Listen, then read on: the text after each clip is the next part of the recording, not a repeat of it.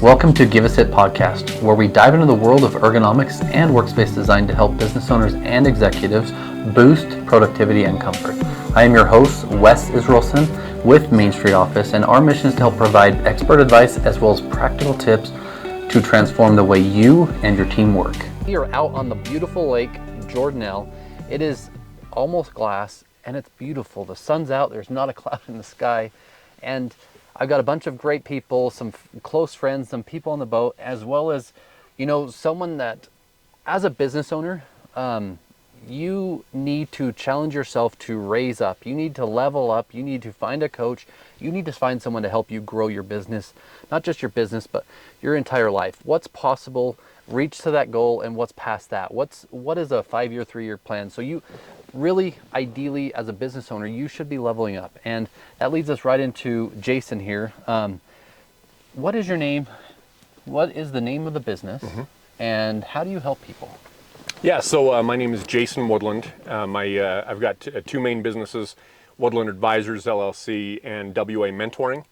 Woodland Advisors specializes in life and disability insurance, predominantly focused on the business owner market and high net worth. Funding by sell agreements, key person insurance, SBA loan coverage, etc. And then WA Mentoring is a full service business coaching firm. Currently my clients range from startup to about 15 million in gross revenue. That's awesome. Yeah. So a few things. So how did we meet is a question that will be asked, and I'm going to cut right to it. So a guy named Charles Piggott, who's in our BNI, who's become a good friend, a good business owner, someone I can talk to about business, someone I can relate to in life. He's a I'm going to say fitness coach for life in general. That's basically what he does, and he helps more than that. But he has mentioned this guy more times than not. We went to I think it was Mill Creek, luncheon. Holiday. Holiday. Yeah. Sorry. Yeah. It's okay. So we're in Mill Creek, so I'm thinking Mill Creek. It was a holiday luncheon. And then one of our sales guys is in a group called Rainmakers. He's being voted in, so please vote him in if you're watching. And he's also talked about Jason. So naturally, I want to get to know people who are going to help us, who are going to just educate us and grow. So you said startup to 15 million. Yep. That's a vast array. That's most small businesses in this country in most senses, right? Yes. Do you work out of the state of Utah, or do you work primarily in the state of Utah, or is it nationwide? Nationwide. Currently, I've got clients in Los Angeles, Beverly Hills, Salt Lake City, and Las Vegas. So currently working out of 3 states. But I've worked with everything from realtors from Beverly Hills to influencers out of New York City, and everything in between. That's crazy. So what got you into the business, and why how many years have you been doing it? So as far as business coaching goes, many years in the earlier days, spent a lot of time coaching businesses for free. I spent 7 years in the consulting and business finance space, worked for a business financing firm and then also a law firm. And during that time had the opportunity to work with over 10,000 companies. You name it, I've worked with it, everything from tattoo artists to private doctors' practices to Domino's Pizza franchises and Harley Davidson and everything in between. So that gave me a really good foothold on being on the inside of businesses of every type and every stripe. So it gave me that opportunity to move on later on to coach and help businesses, and having that experience of working with everything from startup to many millions in revenue. And my whole life has been spent in either sales or business ownership. So I'm in the trenches kind of guy. And that's great. So for me, as a business owner, as a good friend of mine, I'm going to give his name, Ryan Erickson and Rochelle Rutherford, Kids on the Move in Orem, an autism center. They're a great place for people who have children who have disabilities to go to. They're also looking to raise a bunch of money to build a new school to help a bunch more children. But they got me into this group called Circle of Champions and Titan Immersion. It was a group that focused on business growth, personal growth in the, my mind just went blank, but physical, emotional, or it's physical, financial, relational, and spiritual side of life.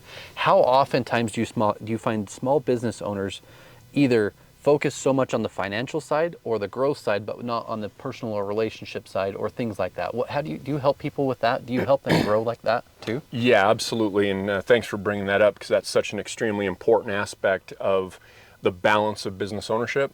In fact, the way I run my business is I run it really from the 4 pillars. So obviously the main focus is building business, scaling business, managing the business, building out sales concepts and all this kind of stuff.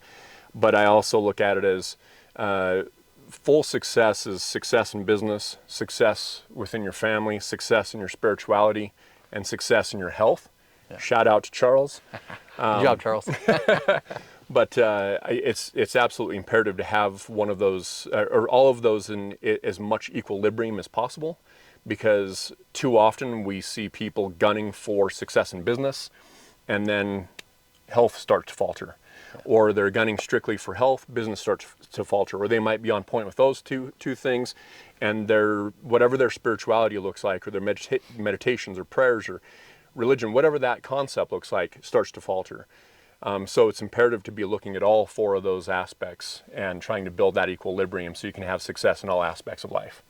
And I'm not trying to necessarily take this away, but my coach was Setemanali. I just want to say thanks to him, because for me, a key point in my life that changed, and I'd like to have your expert guidance on this, just as a business owner, and then we're going to go through some questions. But, we did this whole experience where you're out in the wild, not in the wild, but you're on a beach and you're going through all of these things, and you're talking personal, you're talking relational, you're talking physical, you're talking financial, business, and the personal side of life. And at the very end, he makes you write your obituary as if you're telling what your children or their children will say you accomplished in life. And then basically work that back from your legacy goal backwards to get to your 5, 1 year, 3 year, or whatever your goals are. Have you ever had customers go through something like that? Is that something you've ever done with people? No, not on the obituary side, but definitely in terms of the conversations, the sort of deep level emotional states of being as a business owner. I call it actually the secret society of business owners, because there's certain things that as a business owner, an employee will never ever understand.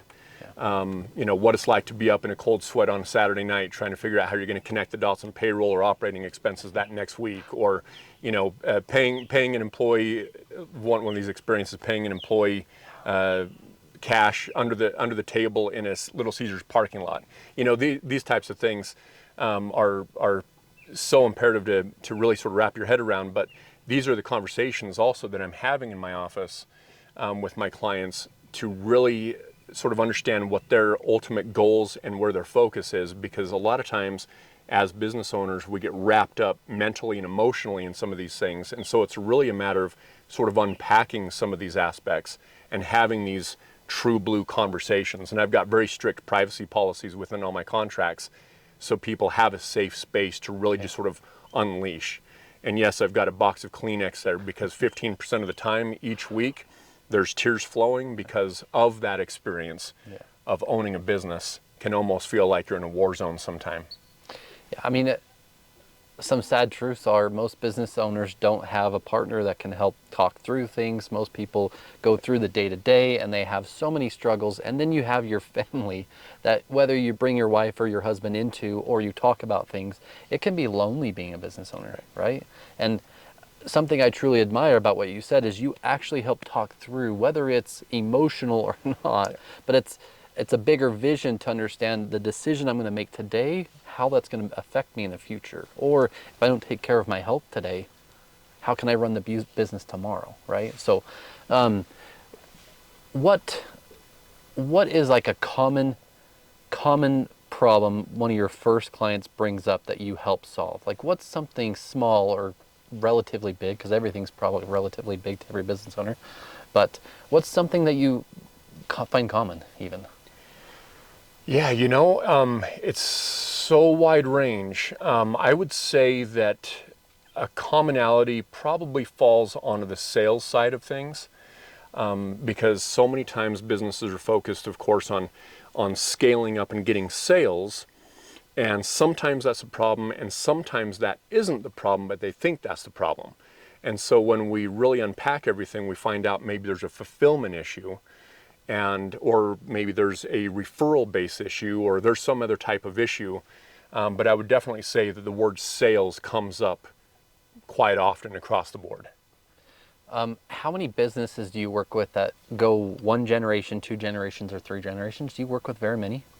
No, not too many, because as you're probably familiar, not many businesses last many generations. They usually fall apart at the next generation, and if not there, it usually falls apart at the next, unfortunately. But right now, I'd probably say 8% are multi-generational. Yeah. Yeah. And we are multi-generational. That's the reason I ask. Advice you would give to a multi-generation business versus someone who just started out, what would be something you would tell someone to really focus on? Is it the growth side? Is it changing or adapting to what's current, or keeping the old model of how the business functioned? What would you say? Yeah, that's a phenomenal question. That's definitely going to be a case-by-case basis, because there's definitely going to be fundamentals that were built in that core company that should indefinitely stay. And unfortunately, as we move into technology and we move into further into the 21st century and so forth, we think that everything needs to be scrapped and done away with, and maybe on some things, but maybe not on some things. And so I think that the biggest thing for a multi-generational owner is to be as humble as possible, and to know that this thing was built this particular way.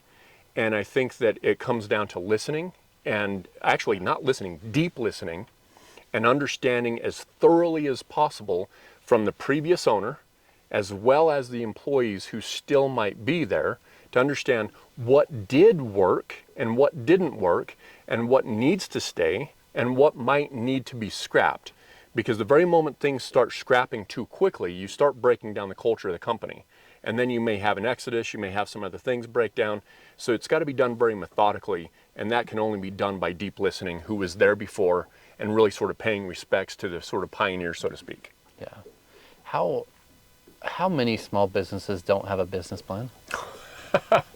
Oh my gosh. It's really fascinating. I think that sometimes, well, to answer the question point blank, a written business plan, probably 25% possibly. A business plan in their minds, it's probably a little bit higher, I say business plan-ish. But then also when it comes to business plans, I've written probably, 285, 300, maybe even more throughout my life. They have to be looked at as a living, breathing document. Because a lot of times what people do is they get excited about the business plan, they either write it or they hire someone to write it. They look at it for a few days, they're amped up about it, and then they throw it in the cabinet, and it's over. Yeah. They forget. So, it's not on the walls. It's not something to remember. It's just day to day goes right back to normal. Totally. And they come back to life, right? And it's just... And I get it, because the thing is with the business plan, as with any other goal that we try to tackle and achieve, we can't just write down the goal, or we can't just have the business plan. We have to really understand all the mechanics that actually build into that business plan. And those are the unsexy things on building a business, right? It's like saying, hey, you've got to make 100 phone calls today. Don't just have a goal to close 10 deals by the end of the week, because that part sounds sexy and it sounds cool and you get your name on the board. But what does it take to get to the 10 sales? Yeah. And it's the grind of waking up at 7 in the morning and holding back-to-back meetings and phone calls and all those types of things. That's so interesting, because as a business owner, I'm not going to say it's hard in the sense that I don't want to do it. It's hard every day. Like the grind side, let alone deciding to create a podcast, having great people out here taking 6-8 hours a day or whatever it is, and still having to do all the other work that has to get done the same day. It's something that Alex and I talked about on the way up, but oftentimes people see business ownership as it's something that is easy and they get all the perks and they don't hardly work. But yes, truth of the matter, cash flow is the biggest thing I feel like that we deal with on a constant basis, just because of our cycle of sale or period of time and or clients that we work with in some ways. A business owner today who's struggling, whether it's cash flow or deciding to continue, what would you tell them? Surround yourself with people smarter than you. Yeah. You know, I mean, it's sort of cliche at this point, and it's easier said than done, because you have to first of all identify who to surround yourself with, and are they in fact smarter than you? I sort of recall this situation a few years back. I had a very wonderful opportunity to be a president of a particular nonprofit organization downtown. And one of the things that we needed to do was figure out a land lease deal. And it took about 4.5 years to put together. And during that period of time, it was definitely one of the hardest things I've ever encountered. It was a 99-year land lease, multi-million dollar situation. And going through the process of identifying who could be on the team that had the brilliance and understanding of doing exactly what we were trying to do was a task and a job in and of itself, and we nailed it. I'm not going to bring up any names at this point, but the people that we chose to be on that team were absolutely brilliant. They had all the expertise and background and understanding, and I can guarantee there's no way that thing would have gotten done if we didn't strategically build the network of people that surrounded us to help us push to that next level, and that's what it boils down to. But the catch is, with a business owner, you have to have at least some semblance of understanding of every key aspect of the business. You have to have some semblance of understanding of marketing and sales and finance and leases and all these different things, because if you don't, you're not going to know how to hire it out appropriately, and you're not going to know if they're doing a good job for you. And so I always tell people, like, yeah, it's also cliche, make sure you delegate. Well, you need to also understand it, because you need to know if you're hiring the right person, if they're doing a good job, if they're taking advantage. There's so many different factors there. And so that's really what it boils down to, is choosing the right people to be on the team. It's like Jim Collins said in his book, Good to Great. Yeah. Choose the right people to put on the bus, and then make sure the right people are in the right places on the bus. Yeah. And oftentimes you find business owners that are so good at the one thing, right? But they delegate and or push off something because it's not super important. But that one thing makes indecision, it causes chaos, and it also creates a place where some employees don't understand the cost of what they're doing and make the same mistake over and over without realizing that maybe we should change. Maybe we should do something different. Maybe this isn't really working. We need to understand. We need to hire a professional to go that next level, not just say we want this thing, because dreams can be made. Anyone listening can create a business today in this country. It's an amazing thing. It takes a lot of work. Yeah.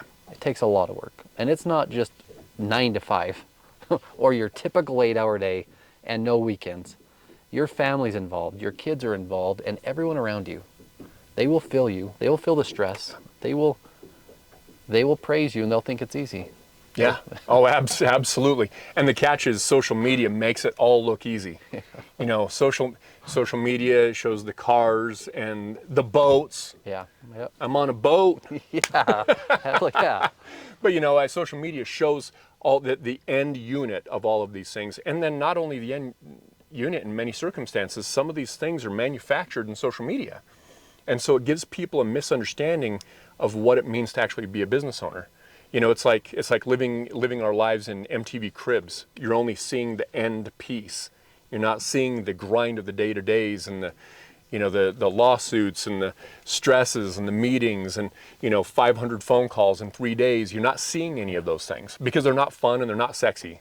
Yeah. So an employee cut his hand yesterday on our showroom floor and split it open pretty good.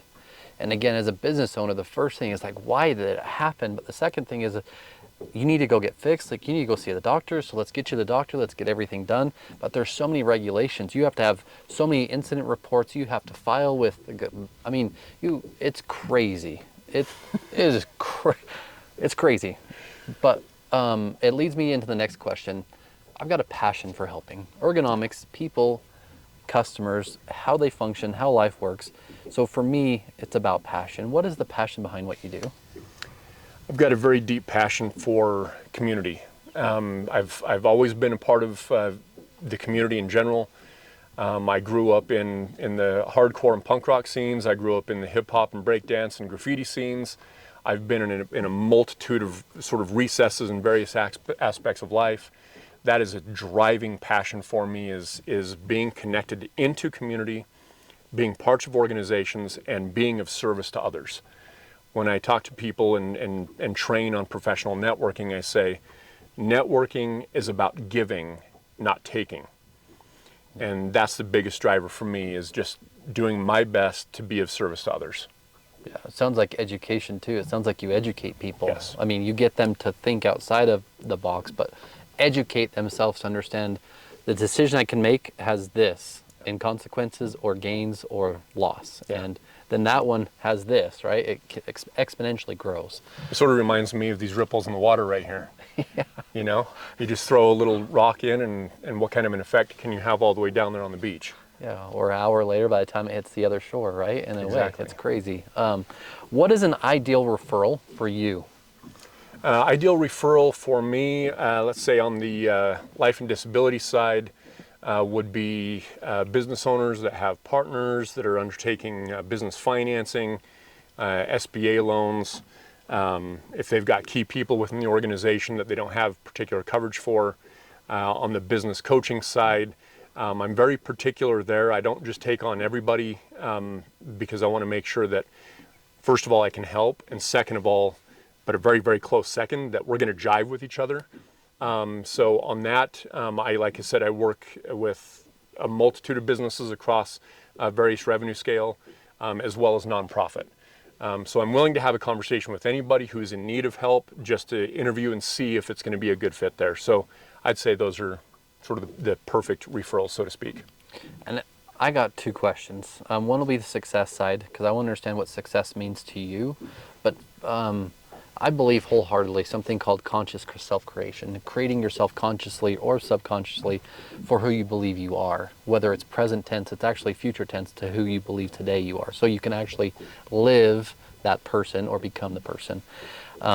I've watched that aspect change not only me, my wife, I call her my goddess, but my princesses, our two little girls. How oftentimes do business owners get sucked into the business and not pay attention to some of the time their family or critical things in their life, whether it's health or family or relationships or whatever? How oftentimes do you see that happen? Most of the time, actually. Yeah. Yeah, most of the time, because first of all, what it takes to actually build a business is severely and dramatically underestimated. So that's the first piece, is that since it's so dramatically underestimated, when people finally get into it, they realize that the amount of work they have to go into is, oh, this is actually 5, 10, 15, 20 times more than what it's going to take. So the amount of businesses that are in the business and having some of these other things falter is unfortunately more often than not, but I totally get it and understand it. Yeah. I know what the 85 to 100 hour work weeks look like for months and months and months on end. I know what it's like to have that financial constraint and stress and the employees and all that kind of stuff. I totally get it. But that's where that equilibrium needs to move back in. Yeah. Otherwise, other things start to break.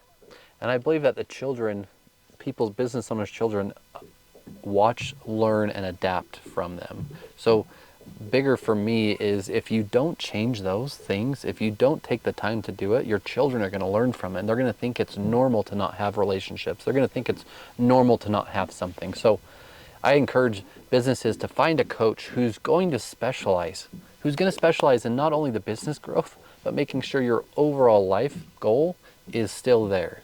Because we can work for 40 years to build this amazing business and die and not have spent the time with the family who's really not going to know who we are, right? Precisely. Yeah. Last question is what does success mean to you? Success it definitely ties back with what I mentioned earlier, is that first of all, internally is the equilibrium of mental, emotional, and physical well-being. Making sure that your sort of spiritual side, your physical side, and so forth is moving in a positive formation. And then again, those next things are success with family, success with, again, spirituality, and success in business. Because if you don't have success in all of those, and of course they're all going to ebb and flow. Yeah. They're all going to move up and down.